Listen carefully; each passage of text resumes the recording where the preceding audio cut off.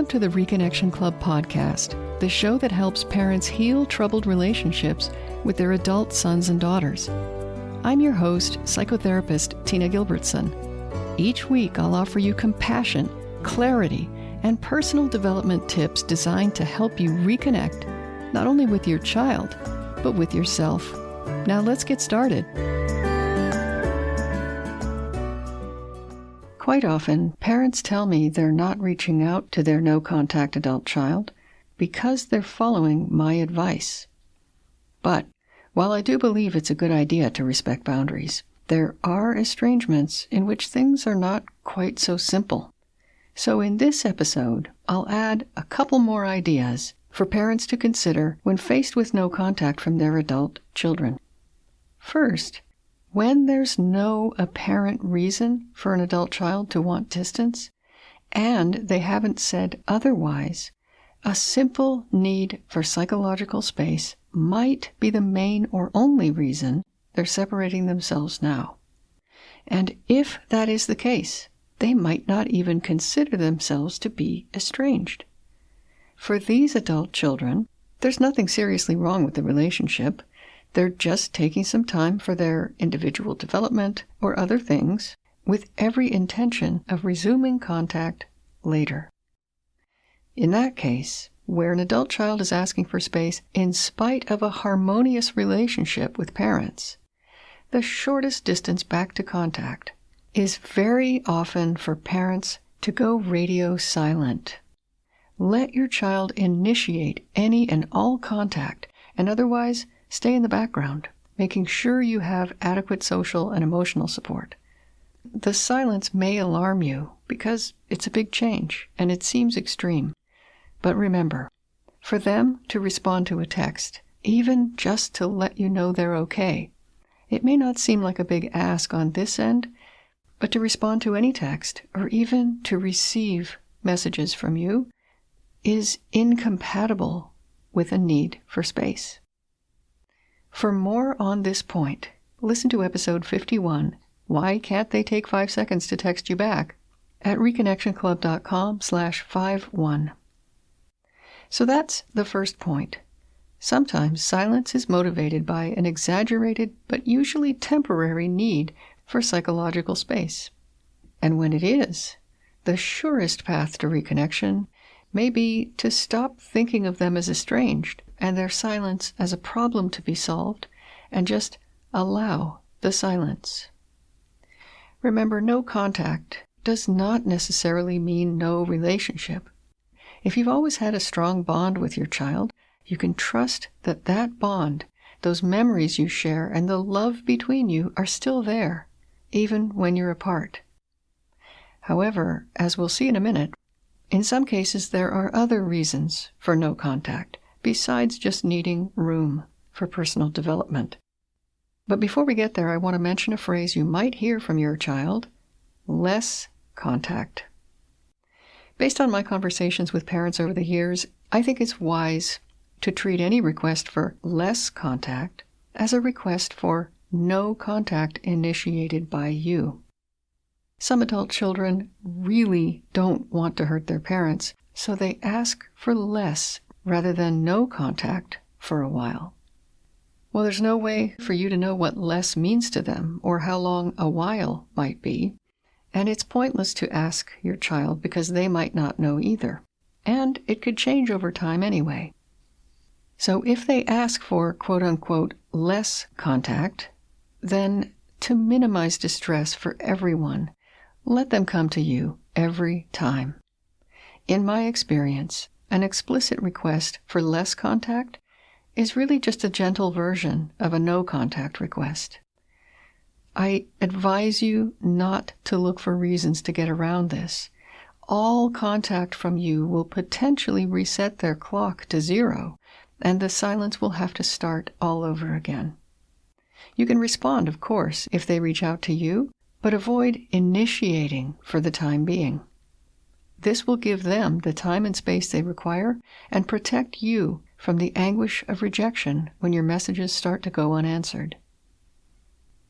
Now, as I indicated earlier, A desire for no contact is not necessarily just about your adult child needing space. Sometimes it means no contact until or no contact unless something changes. The changes desired may or may not be communicated clearly. Some parents receive ultimatums from their adult children that violate the parents' personal boundaries. For example, I won't talk to you until you divorce your spouse, or unless you tell so-and-so what you did, or until you give me the same money you gave my sibling. All of those are violations of your boundaries. If there's an effective way to gently deny the inappropriate request and open a dialogue instead, it can be awfully hard to find it, especially with continued estrangement hanging over your head. If you're dealing with an ultimatum like this from an estranged adult child, maybe get some help with deciding how to respond. You can explain the problem to a local family therapist or another professional you trust. But let's assume for now that your no-contact adult child is simply looking for reasonable efforts from you to address something that's gone wrong between you and make repairs. Well, how can you make repairs if they're not talking to you? That's a question I hear a lot, and it's a good one. It seems like a chicken and egg problem. Estranged adult children often want evidence of change before coming back into regular contact with parents.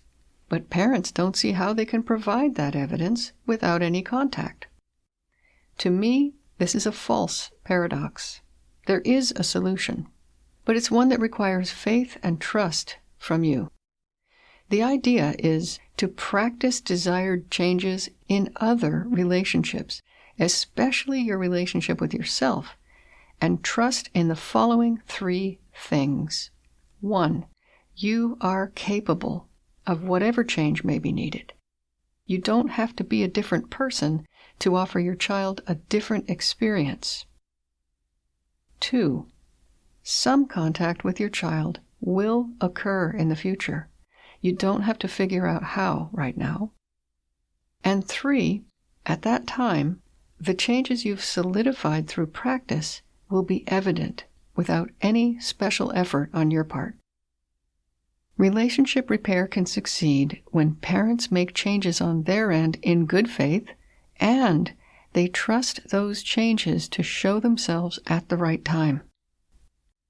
Whether your adult child has requested no contact because of a simple and temporary need for space, or because they want to see some change in the relationship, or a mixture of both, the space between you now, while it may feel like a huge problem, can also be a gift. Change takes time.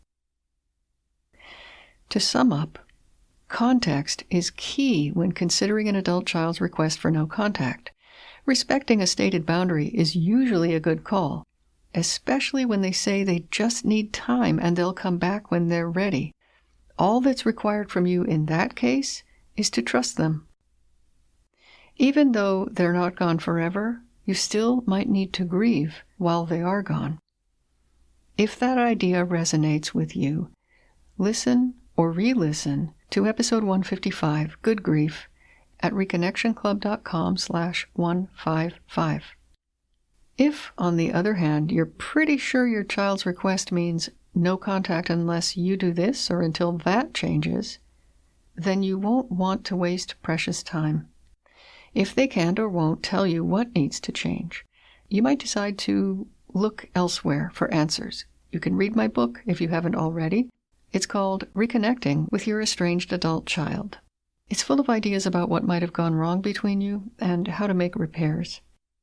Meanwhile, if your child is violating boundaries with unreasonable demands, seek input from a local family therapist or other professional before deciding on next steps. Once you know the nature of your child's no-contact request, there is very likely a way to work on things from your end, even if that work is entirely within yourself, such as getting a handle on anxiety, healing from abuse, or strengthening your personal boundaries. Any work you do, no matter how internal or subtle, will affect the relationship with your child or children when contact resumes. which is why, for parents, a no-contact request rarely means just sitting and waiting. Until next time, remember that you are a loving, lovable, and still growing human being. So please take good care of yourself. Bye for now. If you've enjoyed this episode of the Reconnection Club podcast, I invite you to check out reconnectionclub.com. The Reconnection Club is for parents at any stage of estrangement from their adult, child, or children. So whether you've just realized there's trouble between you, you've been living with estrangement for years, or you're newly reconciled but still walking on eggshells, the Reconnection Club is your essential resource for information, support, and continued personal growth. With our courses and workshops, expert interviews, monthly Q&A calls, and a friendly, active community, the Reconnection Club is a wonderful place to be for anyone suffering the pain of estrangement from an adult, child, or children. So check it out at reconnectionclub.com.